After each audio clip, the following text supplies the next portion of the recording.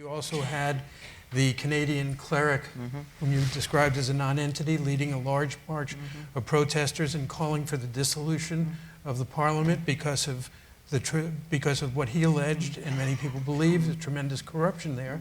And that seemed to be corroborated by the Chief Justice Chaudhry of your Supreme Court, who has now filed criminal charges on the second Prime Minister of Pakistan in a row.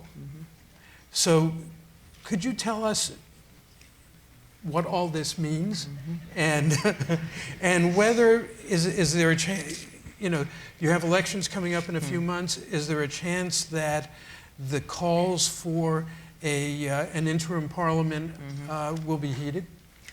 Now this person who has come to literally derail the system and nothing else happens to be a person who constitutionally cannot even contest for a single provincial or National Assembly seat. Do you know that? Because he happens to be a dual national. Within the constitution of Pakistan, dual nationals are not allowed to contest. So this is a person who cannot be part of the system, who is not part of the system, who arrives, is literally parachuted, from elsewhere, and starts making demands of a government which are unconstitutional. He wants a role of the military and the judiciary within the politics of Pakistan. I mean, it's preposterous.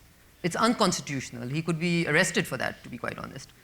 So it's, but this is the beauty of democracy in some ways, that you allow even non-entities. And then, of course, the role of the media today provides excellent opportunity for non-entities to become entities. So I think it does. I mean, nobody. But he does have some significant supporters in the country. Well, like he has an organization called Minhajul Quran, which is, of course, very well organized. So for him to get this many people is obviously not such a big challenge. But this also, but you're not speaking about the problem of corruption as it is perceived by the public, and as it is, supported by the actions of your Chief Justice. Listen, the problem of corruption plagues many countries within South Asia and elsewhere also. Okay, you saw many scandals of corruption and allegations on the Prime Minister within India also very recently, and very big ones.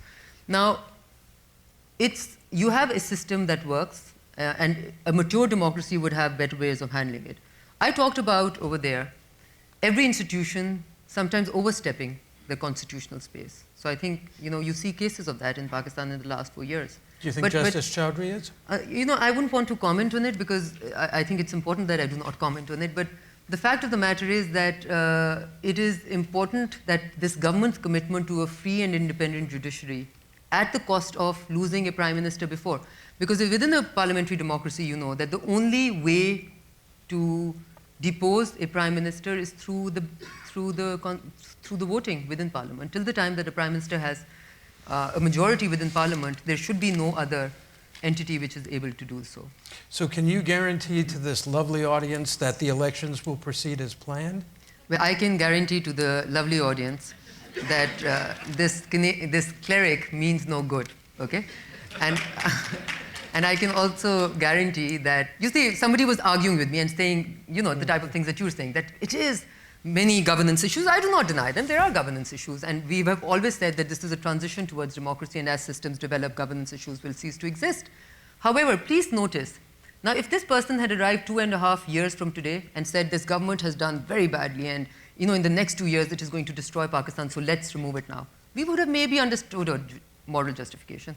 Now, when we are 2 months away towards the first democratic transition in Pakistan's history in 60 years, and this person arrives from, a faraway land and says that, that dissolve the parliament. So who has the right to dissolve the parliament? And who has the right to say he represents the will of 180 million people? So it's very easy in countries like ours to be able to sort of create unnecessary noise. And I think that's what it is.